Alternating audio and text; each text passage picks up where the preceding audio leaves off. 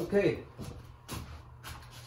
so now I have the Wolverine hung up on both legs. It'll make things a lot easier. And now I'm gonna skin this Wolverine now at this point until we get to the head. Pretty much exactly the same as you would skin any other animal.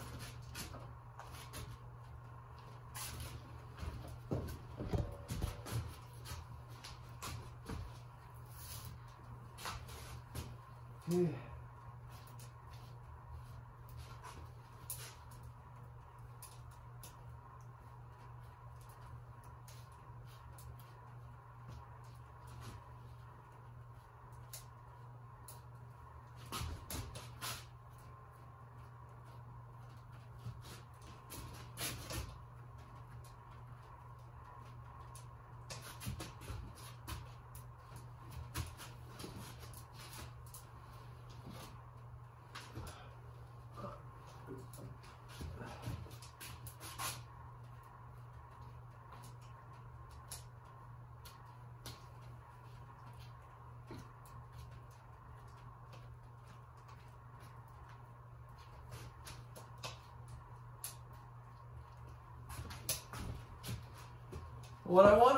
What I usually do on any animal, I'll skin the belly side down a little ways before I work on the tail. And I used to not do that. So when you're reefing on this tail, trying to get this tail down, what ends up happening is you're pulling on all the fur that's up here. So if you loosen that fur off, then you're just working on the tail. Okay, so now you can see that I left the entire anus on the pelt, right? But I need to get down on my tail, so I'm gonna cut on one side, and that's gonna give it a little bit of a flap. But when you're skinning for taxidermies, you get some flaps here and there because you're leaving all the fur. It's very important. You're leaving all the fur on the animal. Okay, so.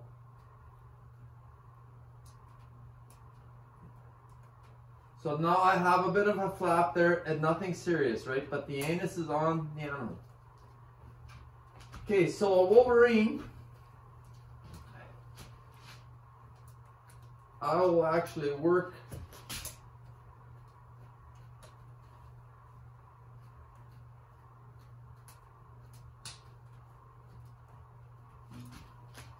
I might be able to strip that tail down without cutting it.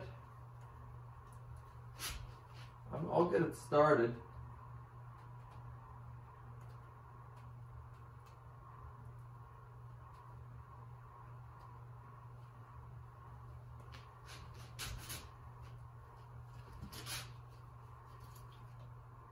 I always tell my boys, cut away from yourself, but there are times when you have to cut toward yourself like this.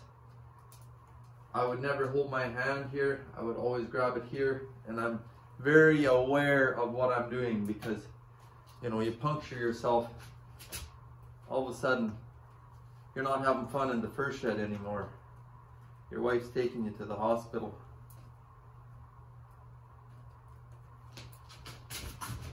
And if you're out on the trap line, you're stitching yourself up. Never happened to me so far, knock on wood. So like I said, I work it down a little ways on the back. So I'm not, when I'm pulling on this tail, but I'm not pulling on the leather on the back side. So I'll work that down a little ways.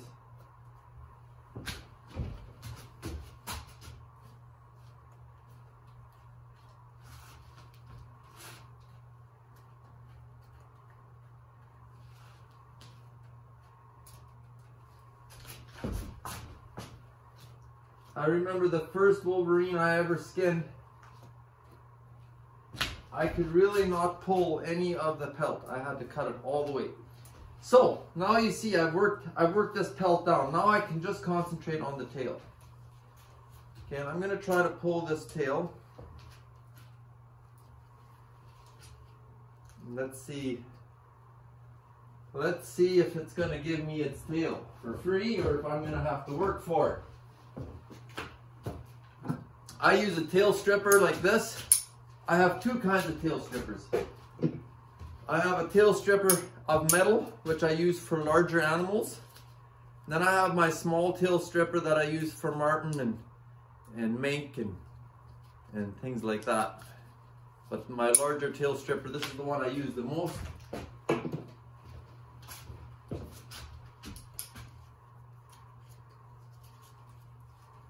Now let's see what happens.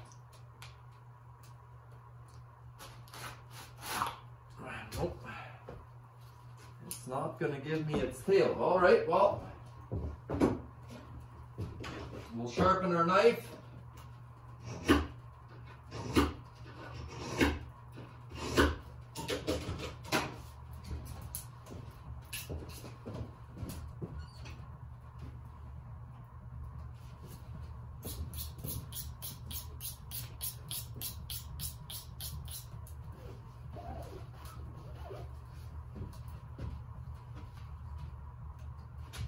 And we'll continue working this tail down.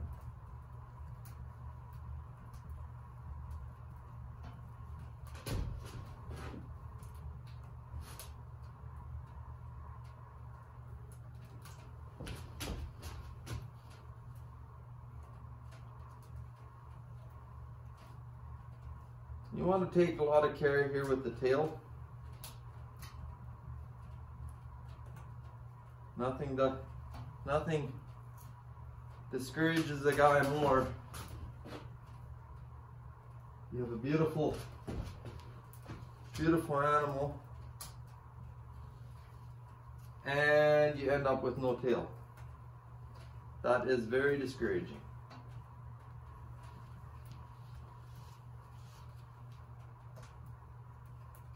Okay, so I went a little ways, now I'm going to give it another try. Usually I have my ladder here where I can always put my knife.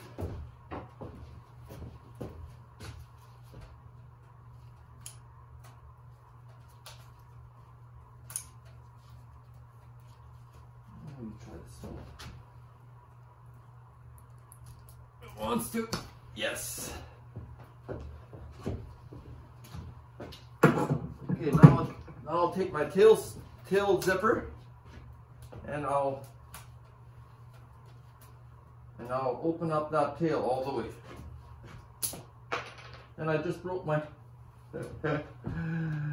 good thing I always have a lot of things on hand, spare. That tail's I can't believe I caught that on camera. That tail zipper has split thousands of tails. The Wolverine said nope. I have another one. So when you split the tail, I split it right to the tip, so you can see that there's kind of a that's going to completely dry. That's right to the tip. I want that tail to be able to dry. Okay, so now we're just going to work our animal down, our pelt. And yeah, this guy's, I need my two strapping young hockey players in here. When we do wolves, I got both my boys in here, and they help me pull the pelt.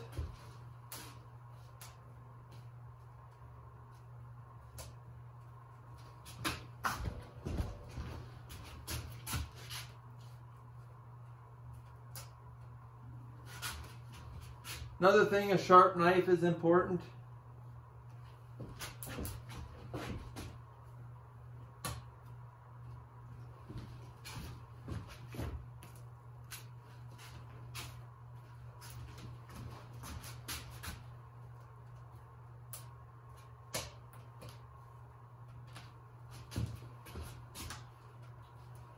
What I got going on here?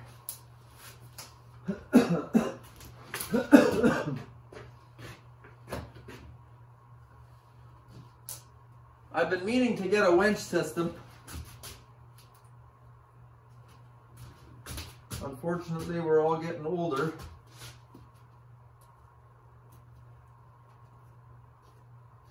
And I'm not trying to break any records anymore with speed skinning. So, man, let's set up a table here.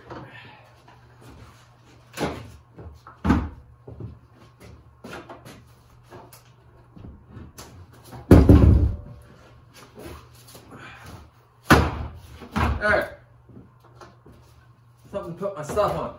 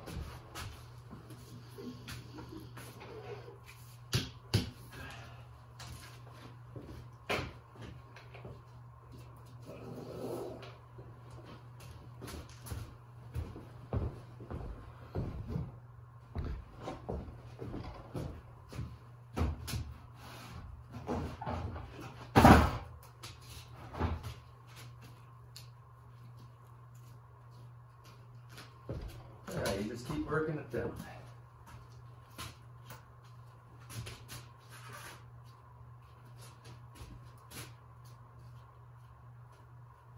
So like I said, I don't skin a lot of wolverines. So a lot of you guys are probably watching this and you're probably saying, Abe, you're doing it all wrong, and that could very well be. This is how I skin wolverines.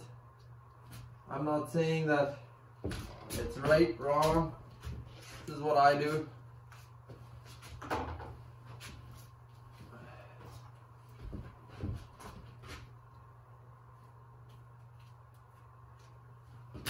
All I know is when I'm done with this animal, I want it to be something that I'm going to be real proud of.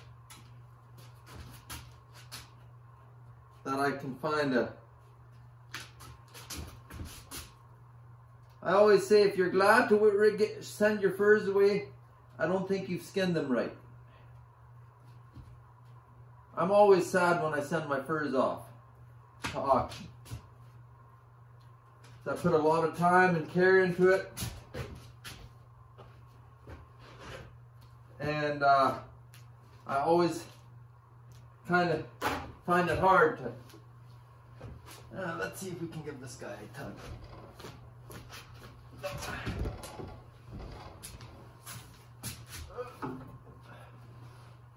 I always find it hard to send my furs away.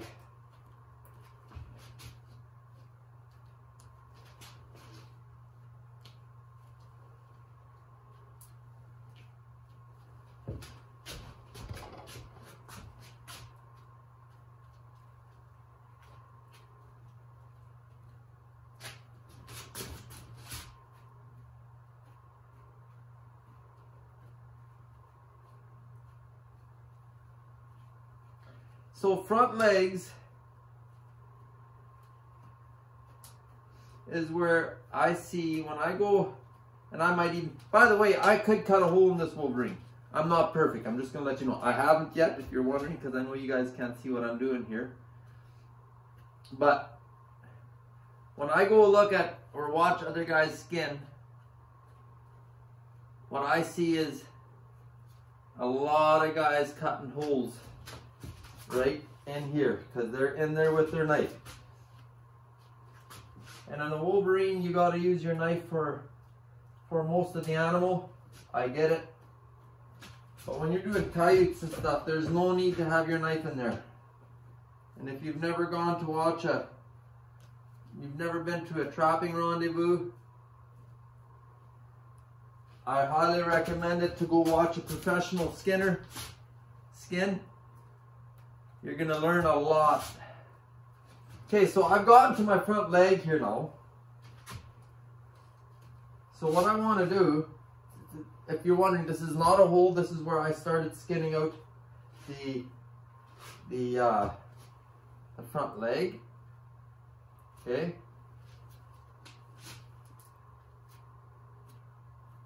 Take a lot of care here. So there it comes. See, I've just freed up that leg. That's how easy it is.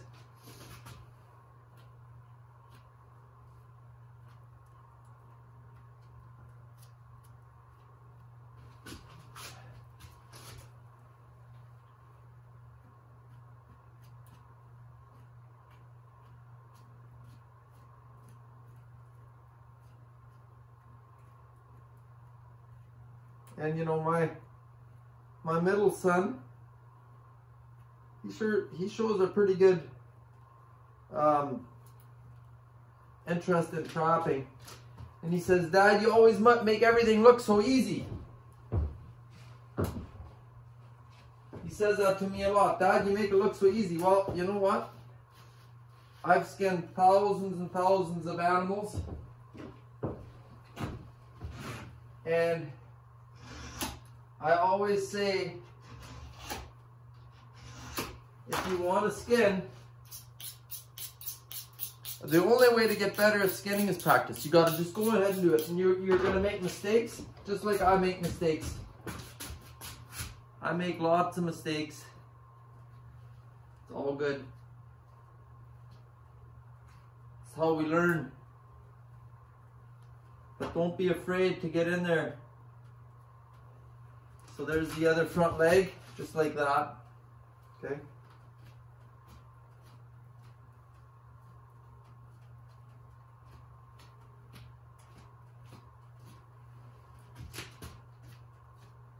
And another thing is, when you're skinning, doesn't matter what animal you skin, know where you're on. You gotta know where you're on the animal, okay?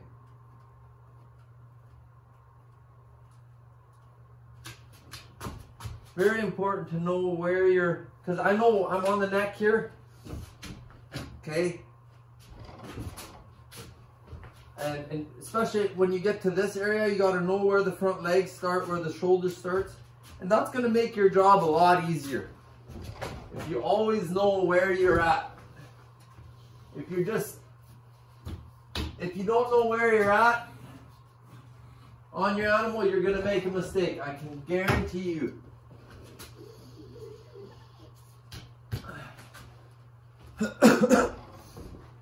Okay, can you...